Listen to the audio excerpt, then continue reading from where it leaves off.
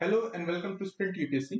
आज हम लोग क्लास 12 में मैक्रो इकोनॉमिक्स की एनसीईआरटी करने वाले हैं and in that book we are going to discuss chapter 1 introduction. This whole chapter is going to be in bilingual और मैं कोशिश करूंगा जितने भी टर्मिनोलॉजीज हैं मैक्रो इकोनॉमिक्स की उसको as much as possible layman language में मैं समझा सकूं। So let's discuss in the chapter कि हम लोग क्या पढ़ने वाले हैं। In the first chapter we are going to discuss what is macro economics and its scope. Macro economics असल में है क्या और कैसे macro economics is different from other forms of economics, primarily micro economics. Basically economics में दो ही parts हैं, माइक्रो इकोनॉमिक्स और मैक्रो इकोनॉमिक्स, दोनों में डिफरेंस क्या है एंड हाउ मैक्रो इकोनॉमिक्स एक सब्जेक्ट की तरह इवॉल्व हुआ, how it evolve as a discipline और किस कंटेक्स्ट में हम लोग प्रेजेंट बुक को पढ़ने वाले हैं। See basically the main thing, limitation को हो या फिर फीचर को हो इकोनॉमिक्स का, इकोनॉमिक्स को हम लोग किसी ना किसी assumption के साथ ही पढ़ते हैं। तो what will be the assumptions and what will be the context of the present book that we are going to discuss in this topic, and in this topic we are going to discuss public sector क्या role है, household sector का क्या role है और external sector का क्या role है हमारी इकोनॉमी में। These topics we will discuss in subsequent videos. So let's start with the first topic, macroeconomics and its scope. अब मैक्रोइकोनॉमिक्स क्या है, जैसे कि नाम से हम लोगों को पता चल सकता है, मैक्रो का मतलब होता है बिग। एनीथिंग या any study which deals with economic condition of a big entity, किसी भी बड़ी एंटिटी की इकोनॉमिक कंडीशन को जो एनालाइज कर रहा है, टेस्ट कर रहा है, उसको समझा रहा है, उसको फोरकास्ट कर रहा है, उस स्टडी को हम लोग मैक्रो इकोनॉमिक्स बोलते हैं। The question however here is, big entity हम लोग बोलेंगे किसको, बिग एंटिटी किसे बोलेंगे, सिटी को या डिस्ट्रिक्ट को? What can be big entity?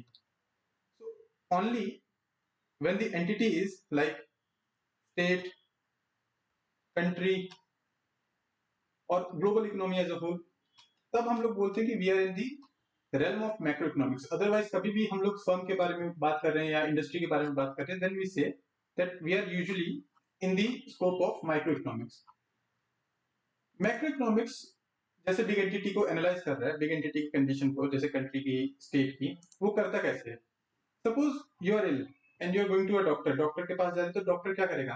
आपकी पल्स को चेक करेगा, बीपी को चेक करेगा, आई को चेक करता है, फिर एसेस करता है कि आपकी हेल्थ कंडीशन कैसे है। Basically what doctor is doing, सारे इंडिकेटर्स हैं उनको एनालाइज कर रहा है, उसके बेसिस पे आपकी हेल्थ कंडीशन पे पहुंच रहा है।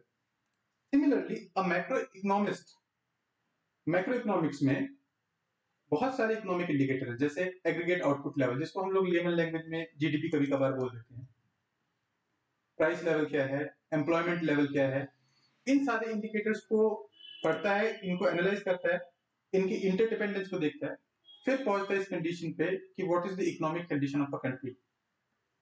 साथ ही साथ मैक्रो इकोनॉमिस्ट का काम या फिर macro economics as a subject का काम क्या है कि वो प्रेजेंट कंडीशन इकोनॉमी की कैसी है, उसका इंपैक्ट दूसरे इंडिकेटर्स जैसे rate of interest, wage level, profits of companies, इस पे कैसे पड़ेगा, इसको भी चेक करने की कोशिश करती है। और सिमिलरली इन इंडिकेटर्स बेसिस पे, जैसे एक डॉक्टर इन इंडिकेटर्स के बेसिस पे आपको इलाज बताता है या फिर आपको बताता है क्या करना चाहिए, ये बताते हैं कि आप डिप्रेशन में हैं या इन्फ्लेशन में है, economy as a whole depression की स्टेज में है या इन्फ्लेशन की स्टेज में है, whether it is in downward trajectory और अपवर्ड ट्रेजेक्टरी। ये सारी चीजें मैक्रो इकोनॉमिक्स कर पाती है और मैक्रो इकोनॉमिस्ट इन टूल्स को अप्लाई करता है। साथ ही साथ मैक्रो इकोनॉमिक्स का जो अगला फीचर है, it analyse the interdependence of different sectors, sometime interdependence और राइवलरी। फॉर एग्जांपल हम लोग एक एग्जांपल को देखते हैं। Suppose in Indian economy recently we were facing downward trend और हमारी इकोनॉमी डिक्लाइन में जा रही थी।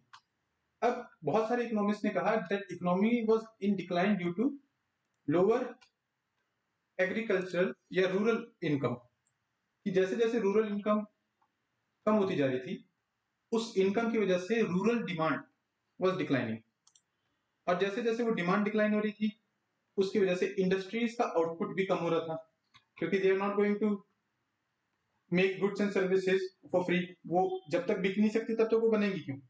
एज अ होल उसका इंपैक्ट इंडस्ट्री के आउटपुट पे नेगेटिव पड़ रहा था।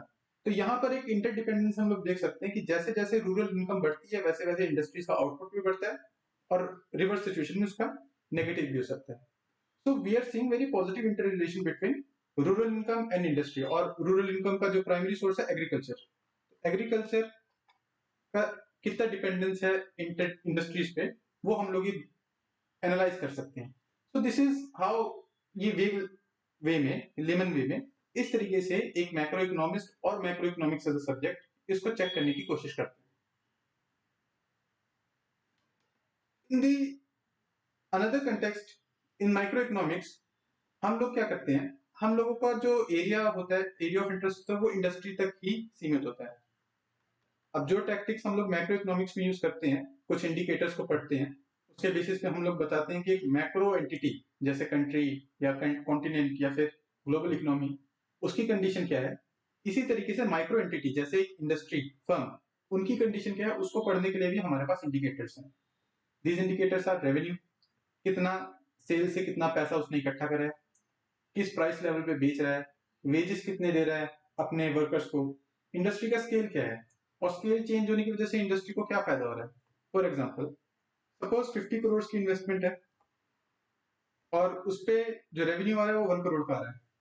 अब हो सकता है किसी इंडस्ट्री ने सोचा कि मैं अपनी इन्वेस्टमेंट को डबल करता हूँ, 100 करोड़ कर लिया, उसने अपने स्केल को डबल कर लिया।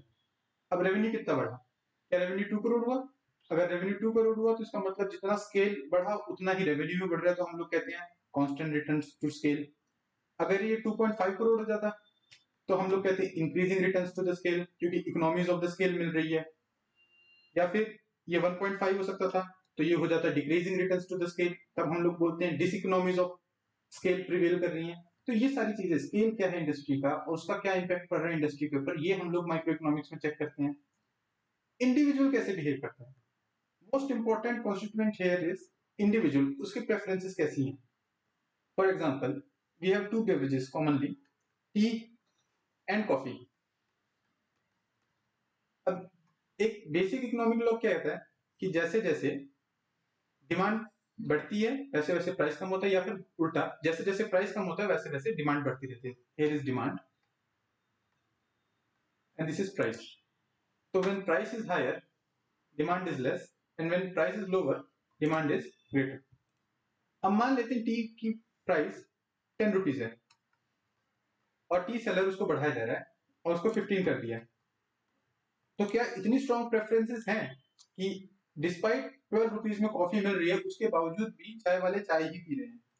अगर इतनी स्ट्रॉन्ग है तो इसका मतलब यह है कि टी को कोई फर्क नहीं पड़ रहा है प्राइस बढ़ाने से, तो इंडस्ट्री टी के प्राइसेस बढ़ाई जा सकती है। तो यहाँ पे प्रेफरेंसेस का खेल आने लग जाता है, टेस्ट का खेल आने लग जाता है, इनके ट्रेड ऑफ का खेल आने लगता है। लेकिन ये सारी चीजें हम लोग मैक्रो इकोनॉमिक्स में नहीं पढ़ते हैं, this is confined to micro economics कि ओवरऑल इंडस्ट्री कैसे बिहेव करना चाहती है।